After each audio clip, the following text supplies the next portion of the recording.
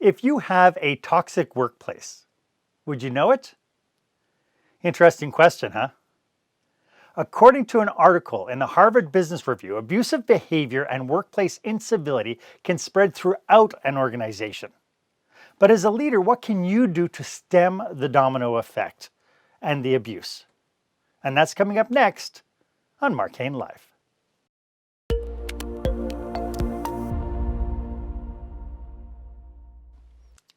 Welcome to this episode of Marc Haine Live. This is where small business owners and entrepreneurs pick up core skill sets to help them work on their business, not just in their business. I am your host, service expert, and master of experiences, Marc Haine. Thank you so much for joining me today. My guest today is workplace consultant, mediator, trainer, and speaker, Ruth Sirman, and we'll get to her in just a moment. In the meantime, feel free to be part of the conversation. You can go ahead and you can subscribe to this program. I'd love to make sure that you are notified whenever I bring you some fresh content. Also, please do comment and share this post if you know somebody who could benefit. One of the biggest things you can do for anybody is when you get information that you think is valuable is go out and share it. I recently had a conversation with a uniform supplier who was so frustrated by the level of stress he had on his shop floor. He said whenever he would walk the floor, you could cut the tension with a knife. But when he'd ask individual workers what was wrong, they'd respond, well, nothing. And by the way, employees responding like that is like your wife responding like that. Honey, what's the matter? Nothing. It means danger. Danger, capital D. Watch any episode of Undercover Boss, and they're always so shocked, so surprised when they start working with their staff. They come up to these realizations about what's actually going in the day-to-day lives of their workers. So that brings us to our question of the day.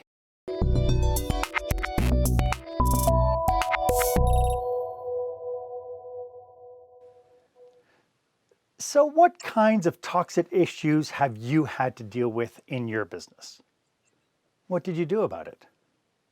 Again, put your comments in the comment box. The more you share, the more other people will learn from your situation. And who knows, maybe you might be in the same situation as you. As I mentioned, my guest today is Ruth Sirman. Ruth is a mediator, a trainer, a professional speaker on the subject of conflict resolution.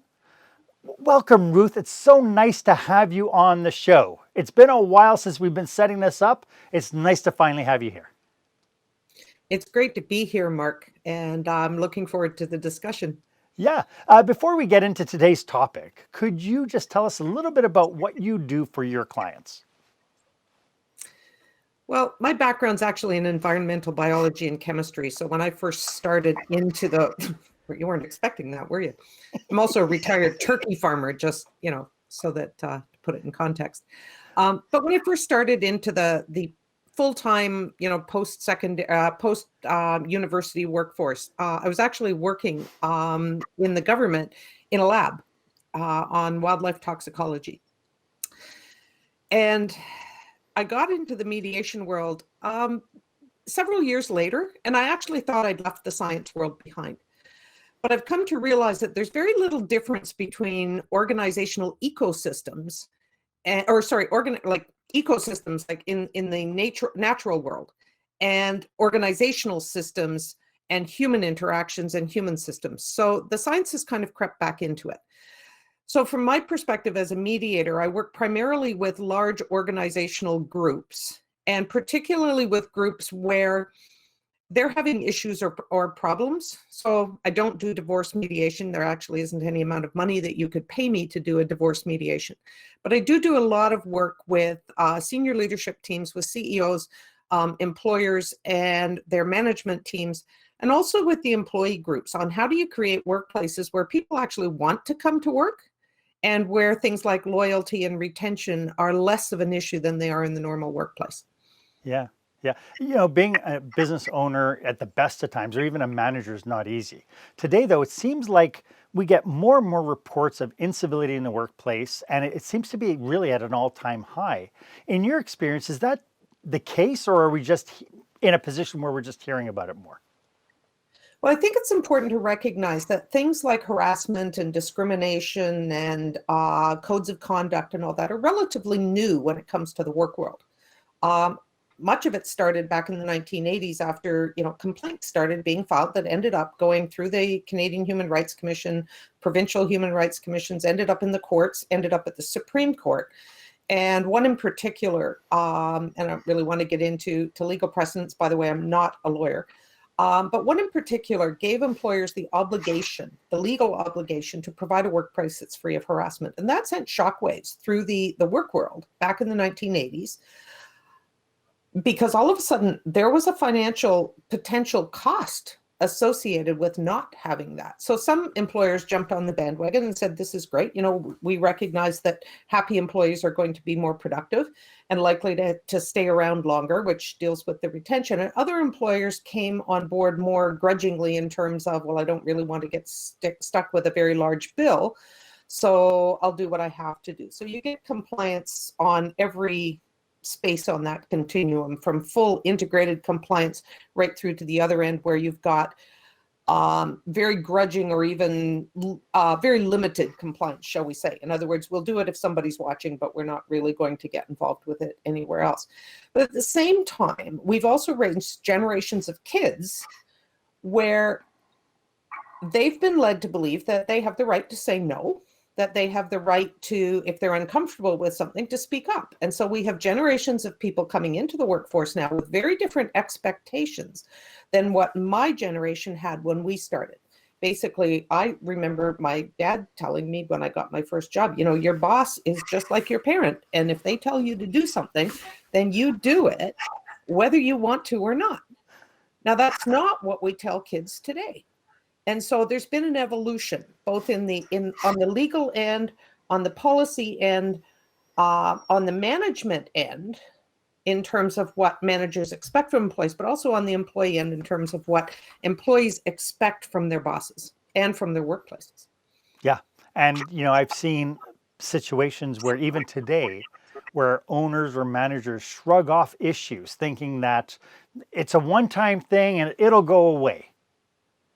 And issues that come up, that come to mind right now in our news, we've had it with the Governor General of Canada, for instance, where there was all sorts of issues that kind of got swept under the carpet.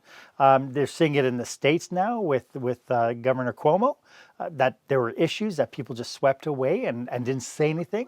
And yet leaders would not say that they're condoning the behavior, or are they saying that they're condoning the behavior?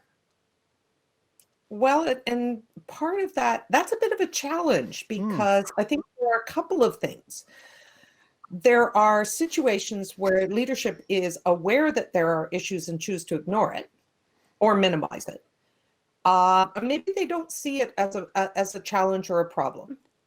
And there are other times where people may be, I was going to say, blissfully unaware, or on the other end of that spectrum, willfully blind, or choosing not to look, where they're aware it's going on, but they absolutely do not want to acknowledge it. And we're seeing that in the media as well. We're seeing it with police forces. We're seeing it with the court system. We're seeing it in businesses and organizations on a number of levels. And it's not always related to the isms, the racism, the sexism, and so on. Sometimes it's double standards. Some employees in the workplace can get away with pretty much anything, and other employees would be targeted disciplinary-wise for any minor infraction. And so you've got very, very different expectations and very different levels of enforcement of policies and procedures and protocols and codes of conduct and so on. And that becomes a problem. That's a major problem, because there's this mixed message then that says it's okay for them, but it's not okay for you. And that can lead to some very challenging dynamics. Have you ever met a disgruntled employee? I don't know too many employers who won't say that they've had a few frequent flyers coming through their office on a regular basis, for lack of a better term, that are either self-selecting to show up in the office with another, yet another complaint or yet another concern. And those who may be, the equivalent of being sent to the principal's office by the frontline supervisor or so on. It says, like you're late again, you need to go and talk to the boss. And so then we have this dynamic where we've now got people within the workplace where they feel they're being selected, they're being targeted. Now, that's not to say that they may not have performance issues.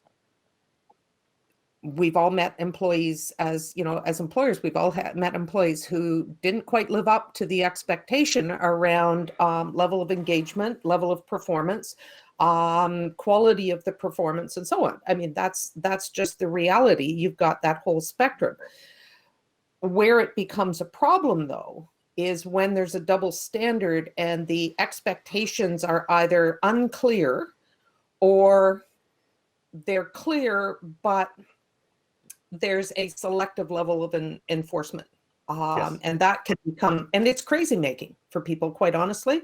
And in the short term, there may be some benefit to the organization in that. If you have a top salesperson, for instance, and that top salesperson's approach to being the top salesperson is to walk over the rest of the team, in the short term, that may actually provide you with some pretty solid income. Your cash revenue stream may be very good from that person. The challenge is, in the medium and the long term, the rest of the team has been thrown under the bus.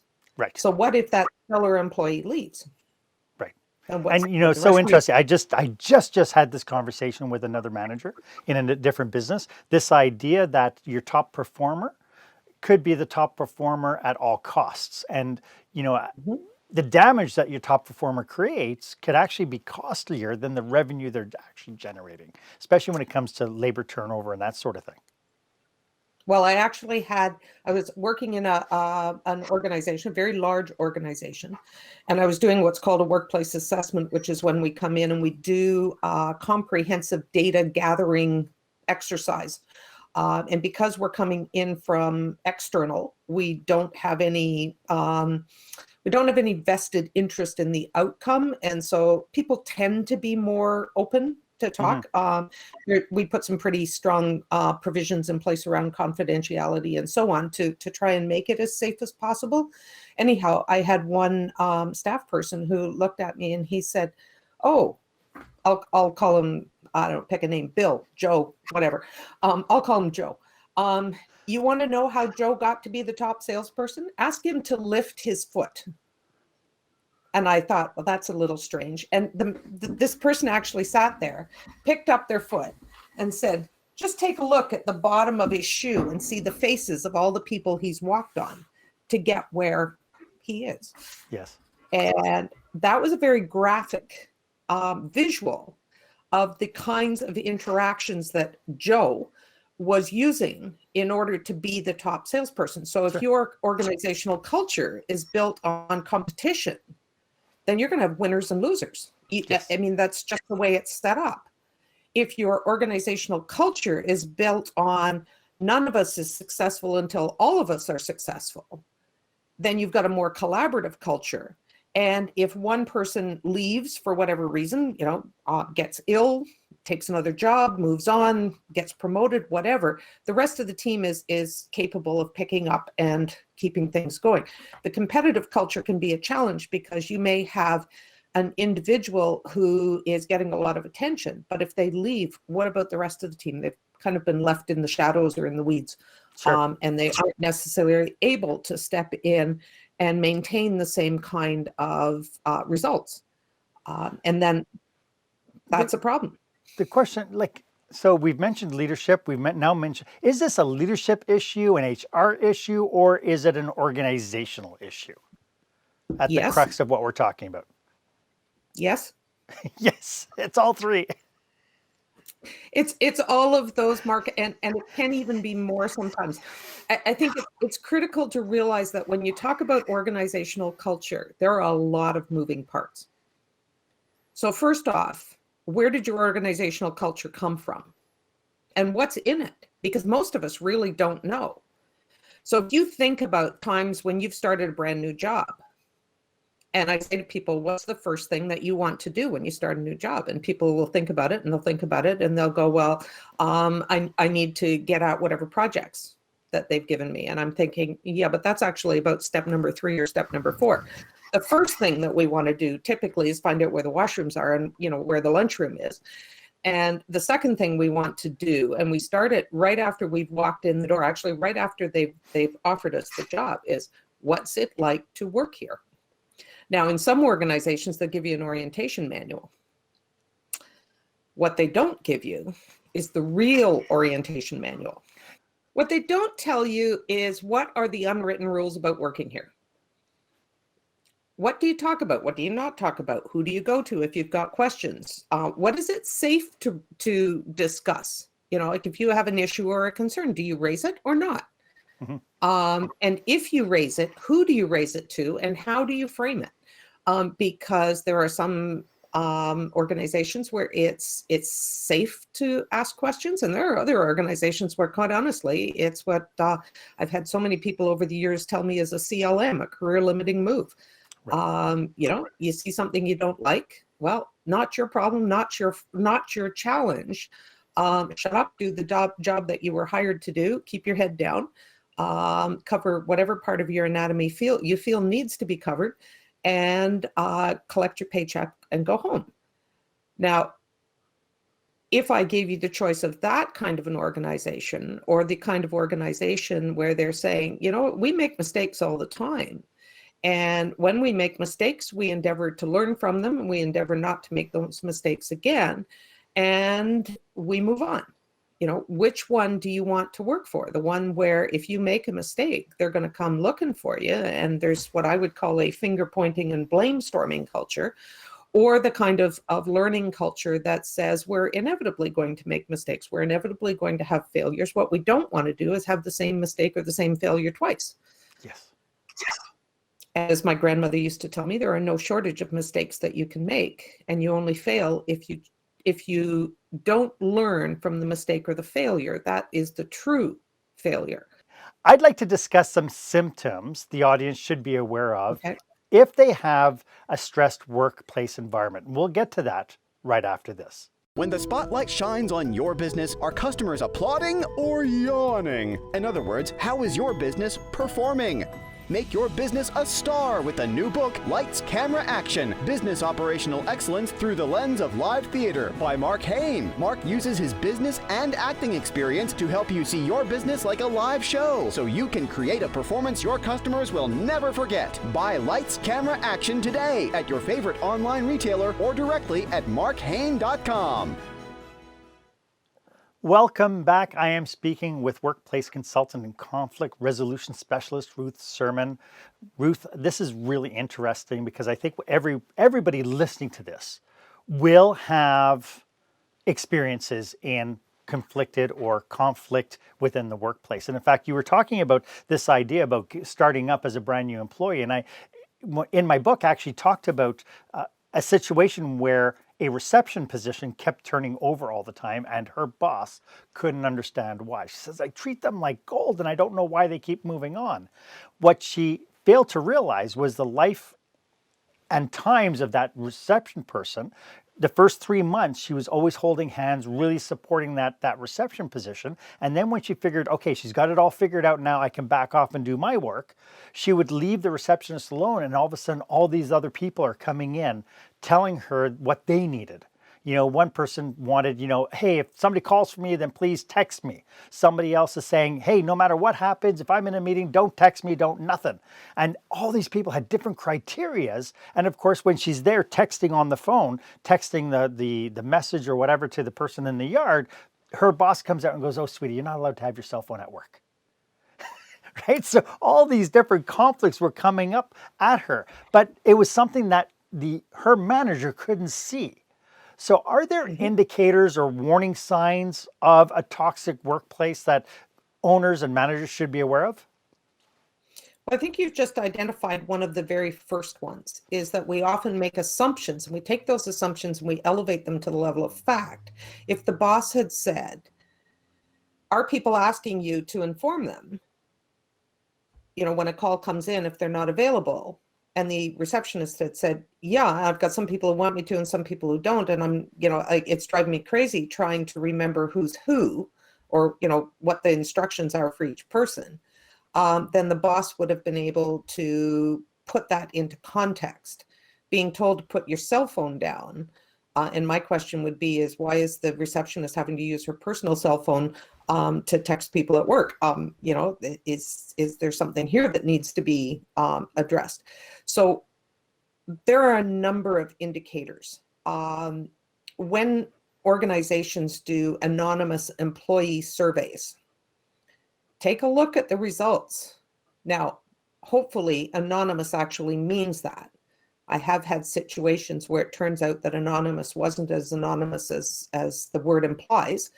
And when somebody had registered dissatisfaction, management came back to the individual who had filled in that anonymous survey and wanted to know why they had put down the response that they had put down. And now what I got from the employee is I'll never tell them anything again because I don't trust them. They told me it was anonymous and it wasn't. So I think there's a couple of key things. One is, are there mixed messages? Now, here's the thing. If I'm the one giving the message, I may not realize that what I'm saying is not consistent with what I'm promising. So a lot of it has to do with optics and messaging. What is it that employees are actually hearing? And what are the optics that they are seeing from the way situations are being handled? So for instance, if you're in a staff meeting and somebody makes a slightly less than acceptable, shall we say, comment about, for instance, if you've got somebody who stutters or a report didn't measure up to somebody's quality level that they were expecting, and somebody says, oh, we certainly expected something better than that, in a staff meeting where there's a bit of a dismissive, derogatory kind of tone to the comment. Now, most managers have been told that you praise in public and you counsel or reprimand in private. And so I know a lot of managers, I meet all kinds of them, who would then leave that comment because they didn't want to address it in a public forum of the meeting. And they would wait and address it afterwards by saying to the person who'd made the comment, that was unacceptable, or I don't want to hear any more comments like that. But what's the message that everybody else in the meeting gets when nobody says anything? Right. It's acceptable. And that may not be the message people are trying to say. My take on it would be if somebody is making a comment like that in a public meeting, then you have to address it in the public meeting. And it can be as simple as just saying, could we please keep our comments professional? And then pick up, and then you look at the person who has made the comment and say, I'd like to see you right after the meeting, and then pick up the agenda and get right back to the meeting. That's all you have to say. Now, what's the message that other people get? That nips it in the bud. And then there is no mixed message around what the expectations are and what is being done. Right. Now, that the manager will never go back to that group and say, oh, by the way, I put a letter of reprimand on so-and-so's file. That would be totally inappropriate. But the message is still there. Sure. And very simply, and it's done in a way that's cordial and respectful, without having to border onto the incivility part of it and calling people out in public. So that works out really. Ruth, this is really interesting stuff. If the audience, any member of the audience wanted to get a hold of you, how could they reach you if they needed to use your services? Well, the easiest way is just to go to the website. So www.canmediate.com or ruthsirman.com. They both get me. Or they can phone me. 613-298-8105. That gets me pretty much anywhere. Happy to have those conversations. I also had an audit for people that they could do where they could, and I'm hoping we can offer that to people here, where they can actually go through. And there are some rather thought-provoking questions in the audit. I would invite people to be brutally honest with themselves in terms of when they fill it out. If you're not sure, then put a maybe. Yeah. and take a look. And at the bottom of the audit, there's all kinds of contact information there as well. Terrific. It's so interesting, this idea with, I don't know with your experience, but I know that I get hired in as a secret shopper sometimes to go in and assess kind of the client experience. And when they get the report, they are absolutely furious. I mean, I talked a couple of times, we've had a couple of episodes of the podcast where we talked a little bit about that. When it comes down to somebody doing the self-assessment, how much of getting their staff involved in that assessment, how important is that? It's critical if you actually want comprehensive data, but how you do it matters. Mm-hmm. So most people are reluctant to speak openly and honestly to their boss about what they see going on. And that's why when we come in, it's all done through us. So for instance, I've had people take the audit that I have for listeners today and give it to all their staff, but they don't send it back to the boss. They send it to me. What the boss gets is a compilation. And that means that they have no way of knowing who or even what departments filled in different responses. And it's a good place to start. The challenge is that when the assessments or the investigation in terms of what's going on is being done by anyone internal, and that includes HR, it includes organizational development, internal consultants, anyone who is perceived to have skin in the game, for lack of a better way to put it, or is attached to the organization, then people will filter what they say. And that's particularly prevalent even in exit interviews. If you're doing it with anyone who is part-time, student, casual, contract employee, anyone who doesn't have the security of a full-time substantive position. And so if somebody wants to get rehired, even in an exit interview, it's unlikely they're going to be honest about what they have put up with. And I've had people disclose to me horrendous situations of microaggressions around sexual harassment, comments, jokes, being subjected constantly to blonde jokes or racial slurs or demeaning expressions and things that people have said. And that's the norm of their day, but they're not. And they'll look at me and they say, I'm not talking to my boss about that, because that would just put a tattoo on my forehead that says problem employee, and I'll never get a job. And when I'm a student, I'm graduating next year, I would love to be able to come back here. This is my dream field to work in. This is what I want to do. And I won't get hired if the perception is that I've filed a complaint. So even when recourse options are in place, like complaint processes and so on, people are often very reluctant, and justifiably so, to use them. And it's not just retribution from management. There's also horizontal retribution that comes from colleagues, and that's actually even harder to deal with than it is when it comes vertically from the hierarchy. Sure. As a manager, if I ever heard that an employee didn't feel comfortable enough coming to tell me a problem, I would it would kill me. Honestly, because all the environments I've ever created was open, honest, a lot more collaborative. In fact, I was always shocked when somebody called me their boss, because whenever I describe my relationship with them, it's like, oh, I work with Steve. And so is there an exercise, or is there some way that a leader or a manager could look at a situation and say, I have to pull up my socks here and I have to become more approachable? Is there some way is there an indicator that is out there that somebody could look and say, I need to work on my leadership?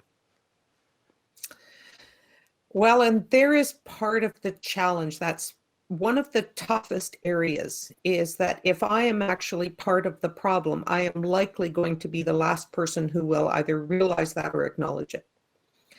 And because I'm the boss,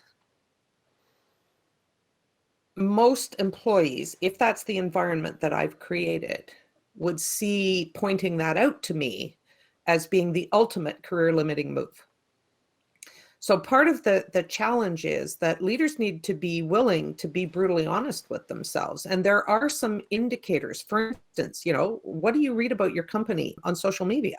Sometimes that's the best exit interview that you're going to get, because especially if people don't want to come back, sometimes the comments in those negative reviews actually have some validity. Now, whether you have access to them or not, or whether you know them or not, that's another whole thing. It's not always filed as a Yelp review. Sometimes it's somebody's personal Facebook post.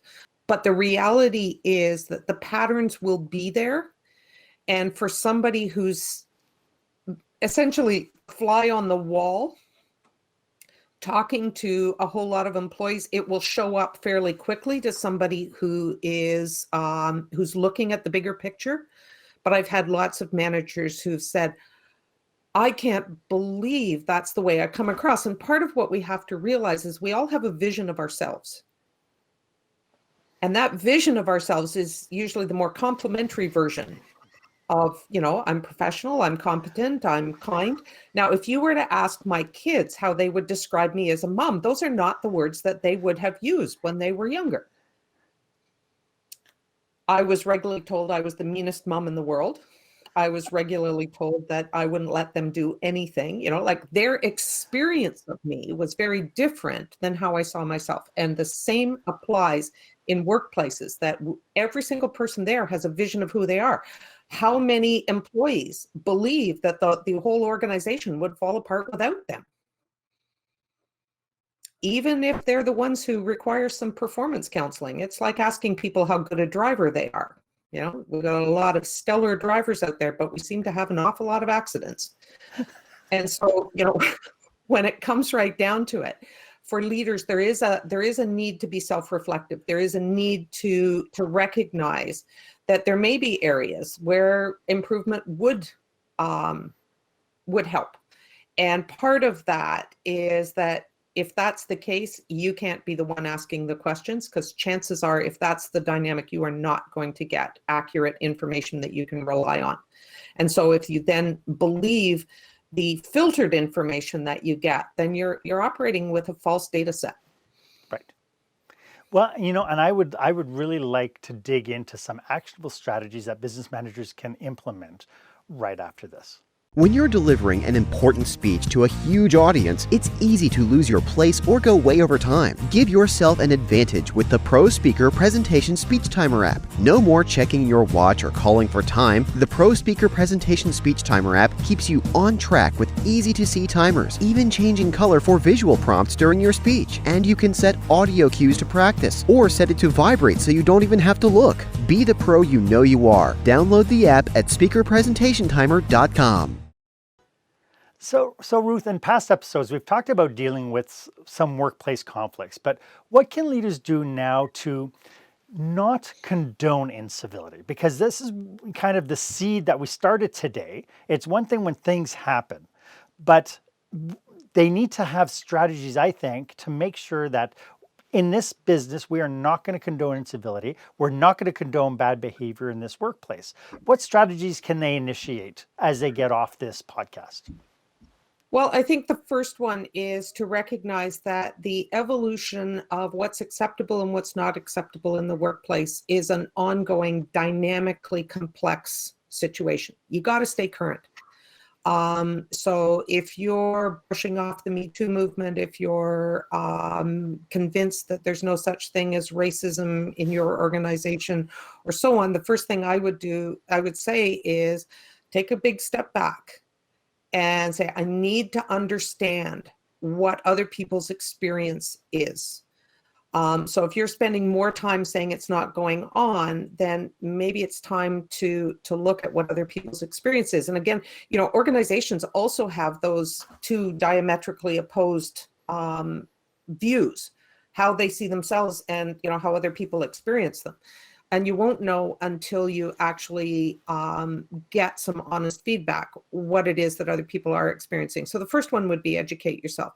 The second one is to really take, and again, it's one of those brutally objective looks at are the expectations clearly articulated in terms of what is considered appropriate, and is what's being put out there as the policy, is it current?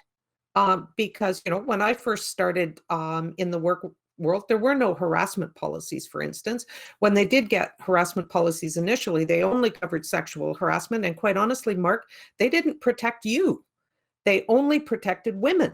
Those were the first ones, because sexual harassment was something that was considered to have been done by a male supervisor or colleague to a female subordinate or colleague. And anybody else wasn't covered. So there was no protection if I harassed you. Even some of the rather glaring situations that have happened where it's women who've been the initiators of it. And we do have a bit of a double standard around how we expect the policies to be applied, but that's another whole conversation. So, if you're not current on, for instance, what abuse of authority means, if you're not current on what microaggressions are in the workplace, then it's time to get educated, because you can't support a workplace to avoid those things if you're not fully aware and understanding what it's like for the people who are being subjected to that. Does that make sense? It makes perfect sense. I think that's probably the biggest learning curve that most organizations are on right at this moment, because of the murder of George Floyd, because of all of the media attention that has been on the treatment of women. You look at what happened with the media industry, like the film industry and so on, in the news a year or so ago.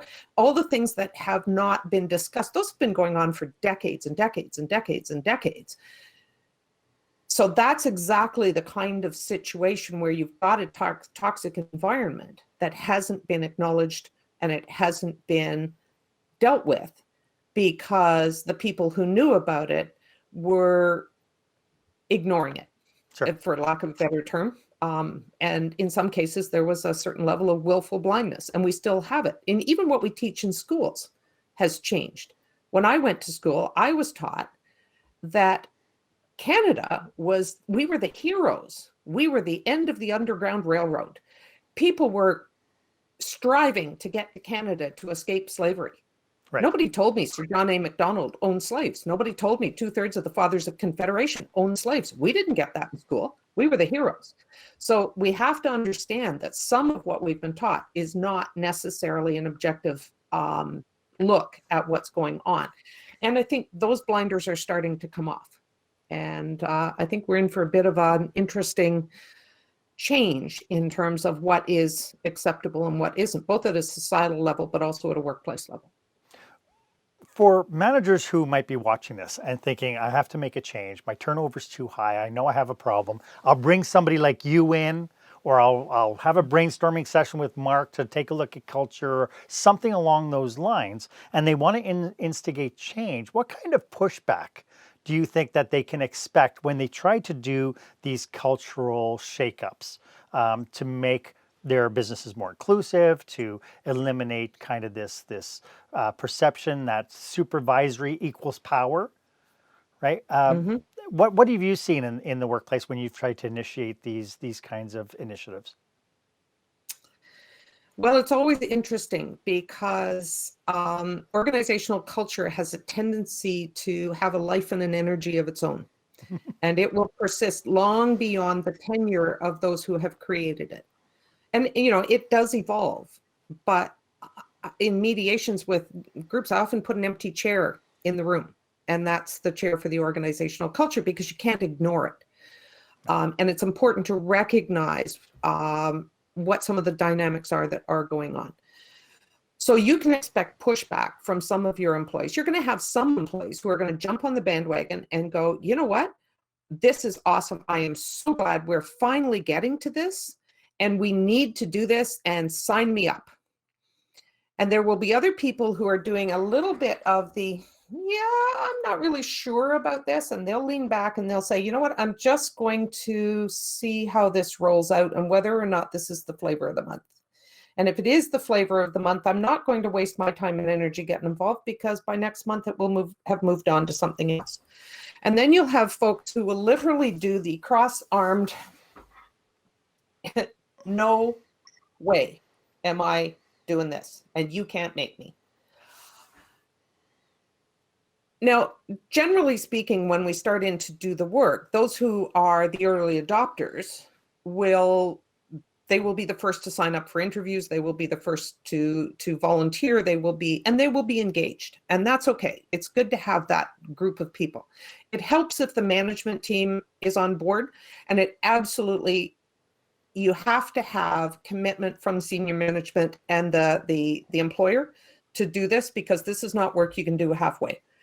There's nothing worse than starting into it, getting people's hopes up, especially those who have been on the more negative end of things, shall we say, in terms of what they've been subjected to, and then having it fizzle or stop partway through, because you can actually make it worse. If you're not going to carry it through, then you're actually better not to start, would be my take on it. The people who are reluctant to engage initially, they often will come on board once they see there is a serious initiative underway.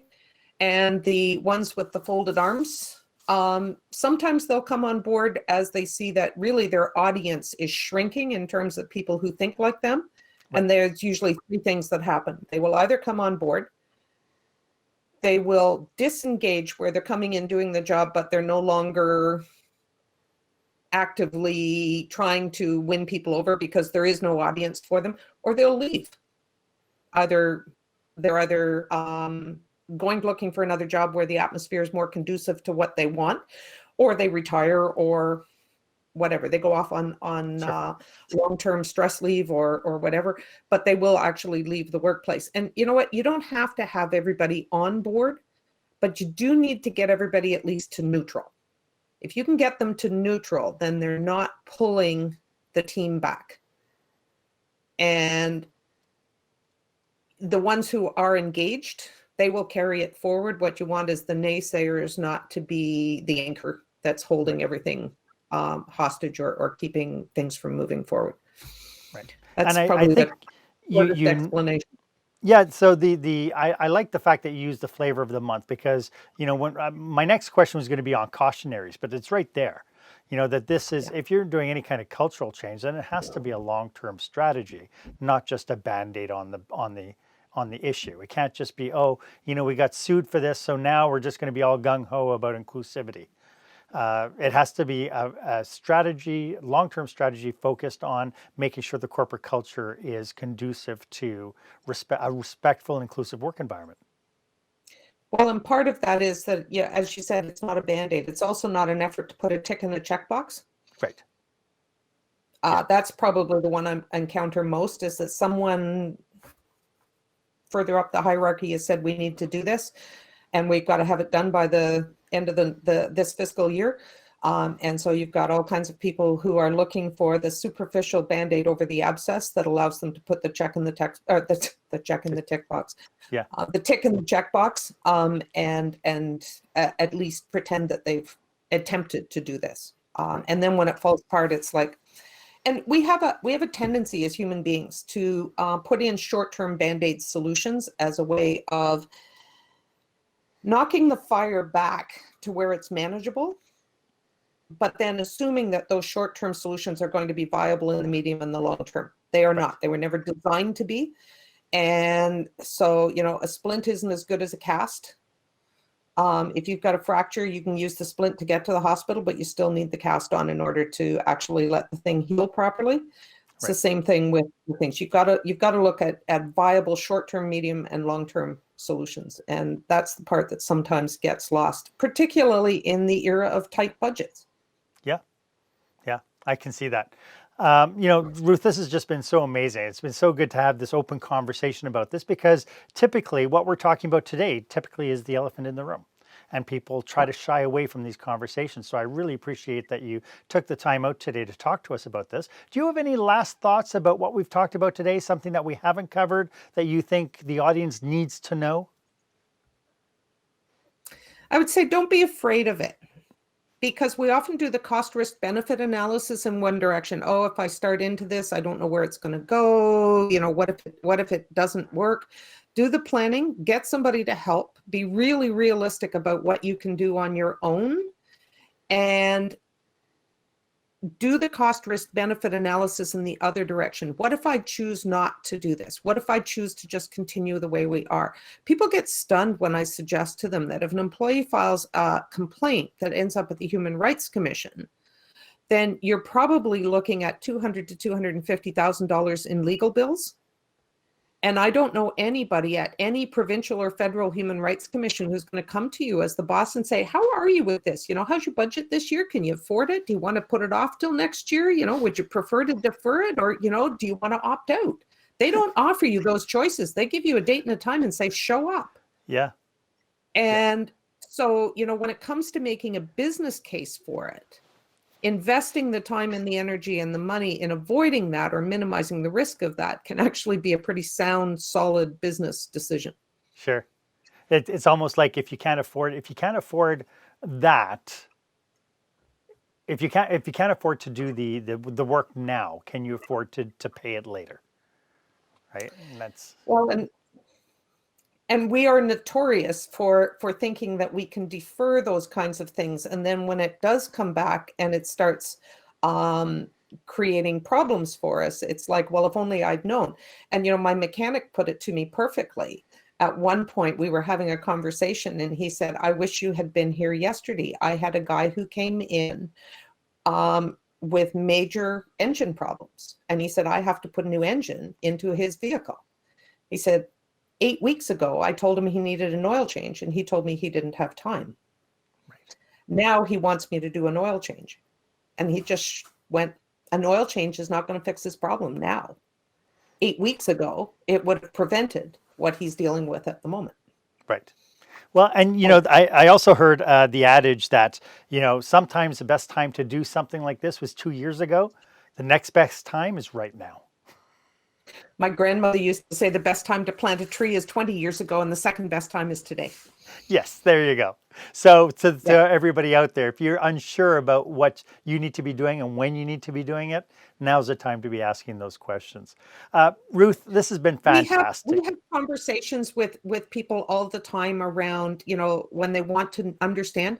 You can pick up the phone and call me. I'll take a half hour, 45 minutes and talk to you about what your situation is so you can make an informed decision. More than happy to do that anytime. And particularly if they call and they tell me that they heard this, then it'll be more than a half hour conversation. My clock tends to stop on those kinds of calls. Nice. What a great offer. So just to remind everybody one more time how they can get a hold of you.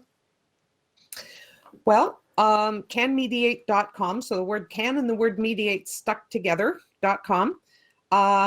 I have a link for the download that I don't know, Mark, if you can post that somewhere. I will make sure it's in the show notes. Sure.